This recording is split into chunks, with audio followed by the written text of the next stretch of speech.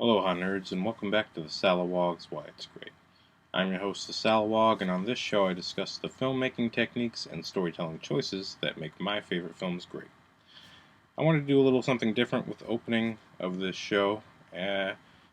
While I was in college, I worked on this music video called Donate to the Family House. It was directed by my friend David Lynham, who worked with his incredible cinematography crew, who we worked on a few shorts before that. But Bobby Thomas was the guy who made the song and was performing it. And it turned out he wasn't just making this song for the family house, but he was also a volunteer who dressed up as a bunny, and the donations he would bring to the various kids and give them comfort and support. It's a really sort of great place. So I actually finally made my first donation like last month. I just had some toys unopened. I brought them in, and that was my first good contribution to anything. But if you're sort of just looking for somewhere to sort of support or sort of do something good with your spare change, then maybe that's a place you can start. So here I made a little brief clip of the music video, and I just want to show you that. I'll just show you that now. So.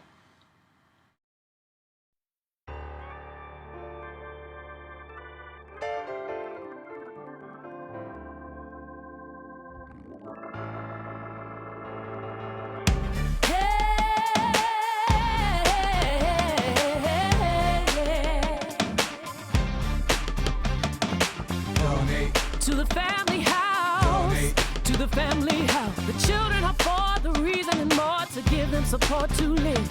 Well, I'm Bobby the Easter Bunny, and I'm here to collect money. And toys, if you please, for kids with disease. Indeed, let me tell you how.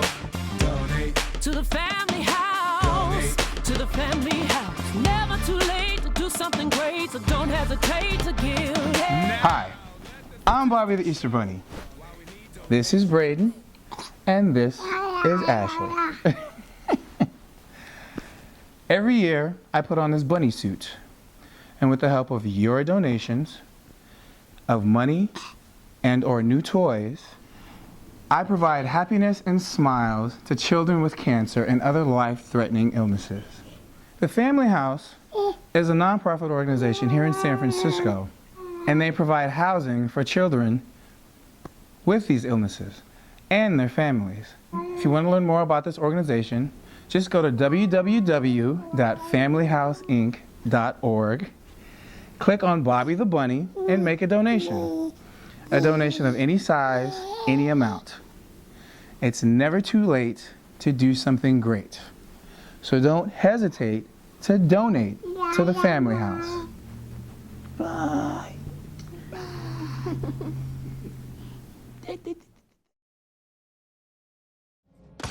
Gonna come through the glass!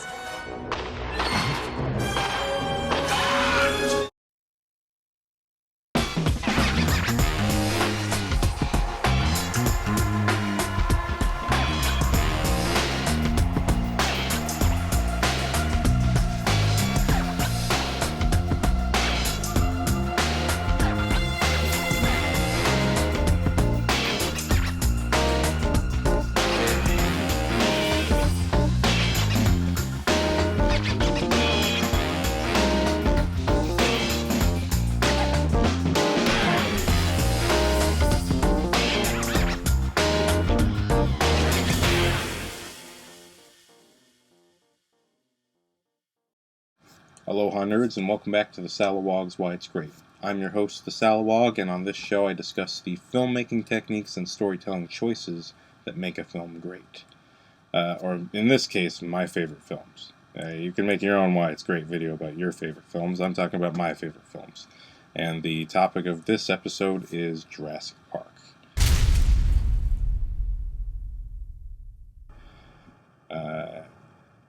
And so the movie continues. There's more carnage, and the consequences of Ned's scheming ultimately get him killed.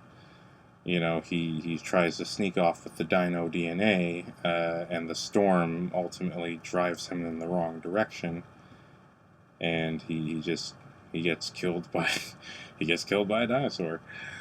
And even then, John Hammond is still not convinced that his island is dangerous.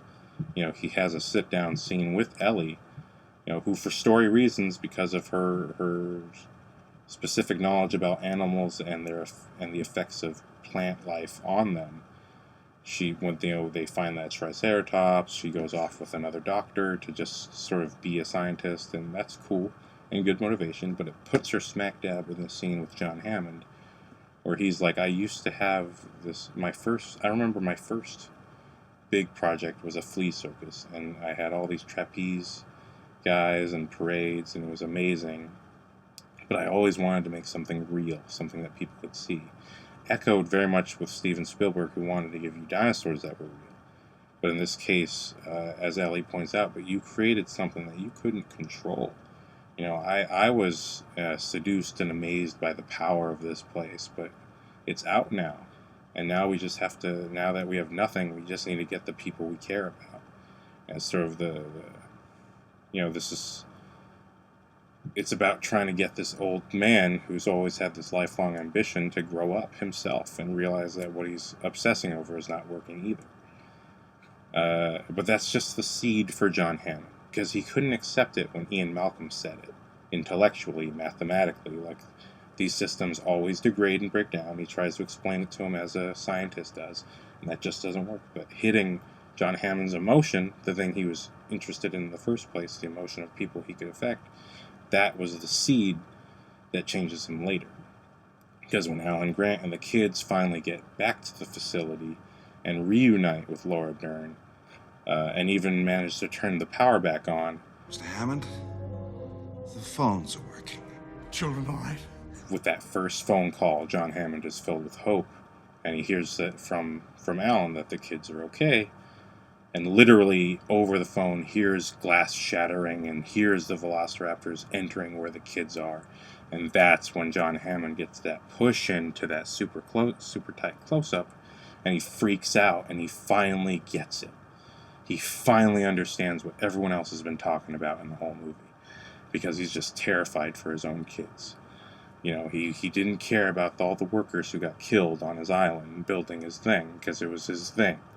But now that his own grandchildren were in danger, he's just like all in. He's like, okay, I gotta get my grandkids. And so we're seeing how that character's changing.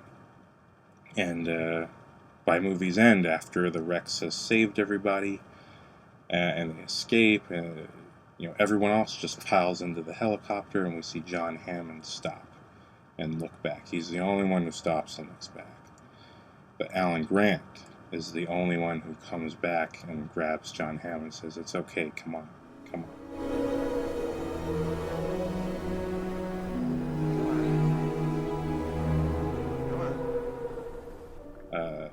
And it's on the helicopter ride home that the characters are finally wrapped up. We're not just seeing them because it's the end of the movie and it's kind of nice to see characters. We're finally seeing the answers to all the questions and the conclusions to all the arguments made in the setup up to this point.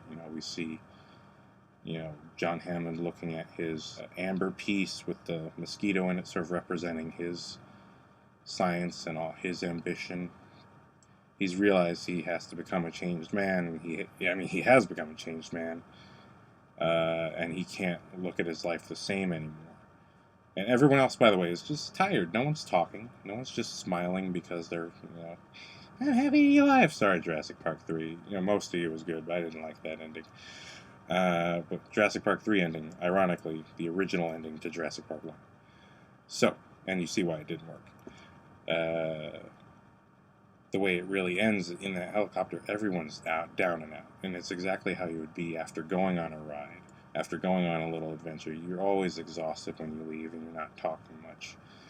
And everyone's just sort of either passed out or looking in the other direction or looking out the window. And as the camera pans over from John Hammond, we see Alan Grant and the kids are, cuddled up against him again. And this time Alan Grant sort of wakes up and he looks at them, And there's no more of that awkwardness anymore. He's actually, like, completely accepts it. He's like, this is cool. This is okay. I'm okay with this. And he looks over at Ellie, and she's smiling at him. And he smiles back. He's sort of come full circle, and he's like, I get it. Like, I'm in. I can do this with you. And that's why she's happy, because it's sort of, she got what she wanted. She just wanted her man to grow up and just be like, come on, let's grow up now. We're together. We've been together for a while. Let's grow up now. And Alan looks out the window, and he sees, what does he see? He sees a flock of birds flying. The story is not the plot. People always mix up plot with story. And it's easy to nowadays when really there's not much story to look at. But a director's job is to tell the story through these performances, and you can just understand where everyone was coming from just from watching their performance, and that's a storytelling choice to get you as an audience member to connect with these characters on that level. It's not a generic level, I have to save my city. It's a human relatable level of, I don't want to grow up yet. I don't want to grow up. I just want to be in this wonderful land where everything works out and it's easy. But real life will kick you in the nuts when you want to do that. And it did, and everyone sort of grew up from it, and that's the real story. Like, you think it's just people bonding because, oh my god, it's scary that dinosaurs happened. But really, there's clear motivations for everything that happens, and a lot of thought that went into each person making the choices that they made. And it had to be a whole process of Steven Spielberg working with the actors and developing those backstories, and or allowing the actors to create those backstories themselves and working it into the movie. Also, David Koepp is the writer of this movie, so he had something to do with really fleshing out that story. And I don't know, I believe Steven Spielberg, who had just had some kids at the time, he had a couple kids, I believe he had a hand in shaping that story. He generally tells those family-oriented stories. So that was just perfect for creating that full motivation. So that is why Jurassic Park is great. Storytelling told visually through performances, and not pandering to you, not oversimplifying things, really fleshing it out and taking its time, going to the necessary setups and payoffs that are needed to understand where a person goes and comes from. And now you understand mechanically how it works, how an actor will create that performance from moment to moment in the same shot. And all of it gets edited together, and we don't know who does what and where the decisions came from. But the main point is that it all is still designed to lead to somewhere that makes you feel something. So I think I've rambled enough. My toys are tired of listening to this. Special shout out to the Family House, which is part of UCSF.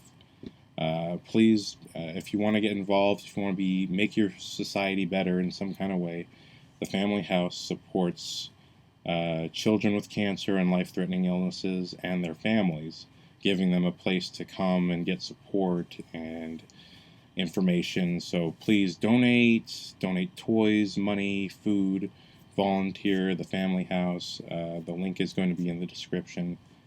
If you are part of a real social cause and you want some kind of promotion, just message me here on YouTube or at facebook.com/TheSalawag. Let me know if you have a website, something like that. I'll post it up here. If you have a commercial, I'll post that too. This is not for monetization. This is just for you. So thank you for watching, and yeah, there's more to come.